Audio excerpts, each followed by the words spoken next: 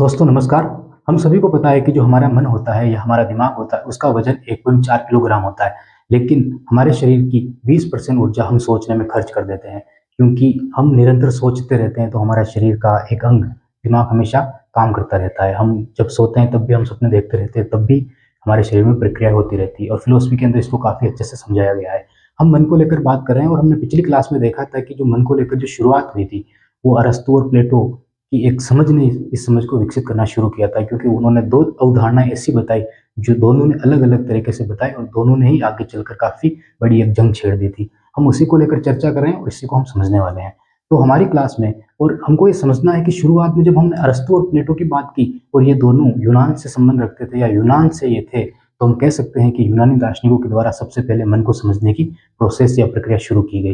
प्लेटो के द्वारा और अरस्तू के द्वारा 2 अलग-अलग अवधारणाएँ कौन-सी थी, आज उन्हीं को हम समझने वाले हैं। तो मन को लेकर हम सीधा-सा एक सवाल खड़ा कर सकते हैं कि जो हमारा मन होता है, वो शरीर का है एक हिस्सा होता है या कुछ और होता है? क्योंकि 2 उदाहरणाएँ जो प्लेटो और अरस्तू के द्वारा दी गई, वो काफ़ी भिन्न थी और काफ़ी बड़ी मतलब कि एक बात कहने जा रहे थे वो लोग। तो हम समझते हैं उसको, सुनना यहाँ पे।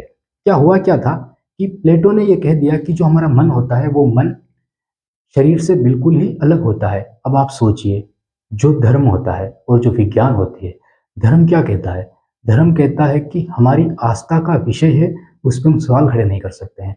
जैसे कि हमको ये मानना है कि ईश्वर है, तो वो है। अब हम ये नहीं क बता सकते हैं कि ईश्वर मुझे नहीं दिख रहा है, तो मतलब वो नहीं है, ऐसा हम नहीं कह सकते हैं।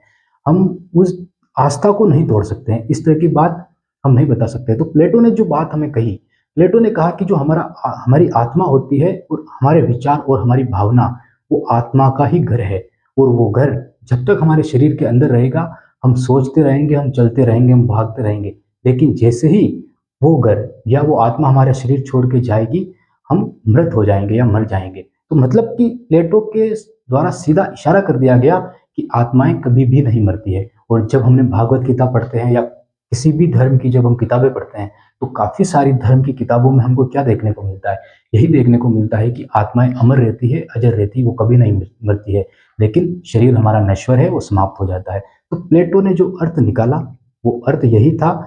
उन्होंने एक ईश्वरी और उन्होंने जो कल्पना की थी, वो भी तो एक दार्शनिक राजा की कल्पना की थी कि राजा ऐसा होना चाहिए, जो लोगों की मदद करे। उनका विचार ये था कि जो दार्शनिक राजा होता है, वो ईश्वरीय मतलब की शक्ति या इच्छा शक्ति प्राप्त होती है। उससे क्या होता है कि वो हमेशा जनता की मदद करता रहेगा। तो उन्होंने एक दार्शनिक राजा की कल्पना इसीलिए की थी क्योंकि उन्होंने मन को और शरीर को अलग रखा था और मन का संबंध उन्होंने सीधा ईश्वर से बता दिया था। अब ऐसा ज़रूरी नहीं कि उन्होंने ईश्वर से बताया था, लेकिन उनकी एक किताब है द रिपब्लिक प्लेटो की। उस किताब के अंदर उन्होंने भावनाओं को लेकर बात की, तर्क को लेकर बात की और इच्छाओं को लेकर उन्होंने काफ़ी गहराई से बात की थी। तो हम इस आधार पे कह सकते हैं कि उन्होंने मन को लेकर और एक दार्शनिक राजा की जो उन्होंने संज्ञा थी, उसके आधार पर उन्होंने काफ़ी कुछ ये कहने की कोशिश की कि हमारा जो राजा होना चाहिए, वो एक आस्था का प्रतीक होना चाहिए, वो लोगों की हमेशा भलाई करता रहे। ये बात प्लेटो ने कही। लेकिन आगे चलकर उन्हीं का एक शिष्य अरस्तू, उसने एक किताब लिखी द सोल। उसके अंदर उन्होंने जानवरों को लेकर भी रिसर्च किया, इंसानों को लेकर भी रिसर्च किया। तो काफ़ी सारे जब रिसर्च उन्होंने की और काफ़ी सारी जब डेफिनेशन उन्होंने सामने ला के रखी, तब उन्होंने ये कह दिया कि जो एक चाकू होता है या चाकू की जो धार होती है, हम दोनों को अलग नहीं रख सकते हैं। उसी तरह जो हमारा शरीर होता है और हमारा जो मन होता है, हम इन दोनों को अलग नहीं रख सकते हैं। जैसे कि प्लेटो ने कहा कि मन अलग होता है और शरीर अलग होता है। अरस्तू ने यहाँ पे कहा कि मन और शरीर एक ही है। जब शरीर खत्म होगा, तब आत्मा भी खत्म हो जाएगी, वो जीवित नहीं रहेगी। इसको लेकर ऐसा क्यों कहा, उसको हम समझने की कोशिश करते हैं थोड़ा। अरस्तू के द्वारा जो रिसर्च की गई थी, वो रिसर्च पौधों पर भी की गई थी, जानवरों पर भी की गई थी और इंसानों पर भी की गई थी। प्लेटो ने भावना की बात की, तर्क की बात की और इच्छाओं की बात की, लेकिन अरस्तू ने एक प्रकृति को ही पूरा समेट के रख दिया और उन्होंने ये बताया कि जिन चीज़ों को हम छू सकते हैं या देख सकते हैं हमारी इंद्रियों के द्वारा, वही सत्य है और वही हमारे सामने है। यहाँ पे एक जंग ऐसी छिड़ी, समझना है यहाँ पे।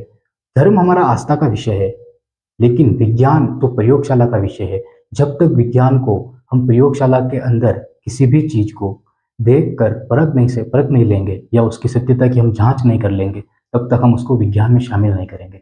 और जब हमने मनोविज्ञान को विज्ञान में शामिल किया, तो हमारे सामने ये तो बात साफ है कि हमने प्लेटो की विचारधारा को नहीं अपनाया, हो सकता है कि थोड़े बहुत लिए हों, लेकिन हमने अरस्तू को यहाँ पे काफ़ी महत्व दिया, क्योंकि अरस्तू ने जो बात की वो विज्ञान को लेकर थी, और प्लेटो ने जो बात की वो एक दार्शनिक राजा रहा हो, चाहे वो ईश्वरीय मन रहा हो, वो ईश्वर को लेकर ही बात की। तो इसी को लेकर हमारी अगली क्लास में हम देखेंगे कि हमारी 2 क्लासें आएगी, एक विज्ञान को लेकर, एक धर्म को लेकर। तो हमको धर्म के बारे में देखना पड़ेगा कि ऐसी क्या सोच थी या ऐसे क्या विचार थे, जिन्होंने धार्मिक मान्यताओं को जन्म दिया। आज की हमारी क्लास में इतना ही, मिलते हैं नेक्स्ट क्लास में और देखते हैं कि आगे कहानी और कैसे बढ़ती है। बहुत बहुत धन्यवाद आपका।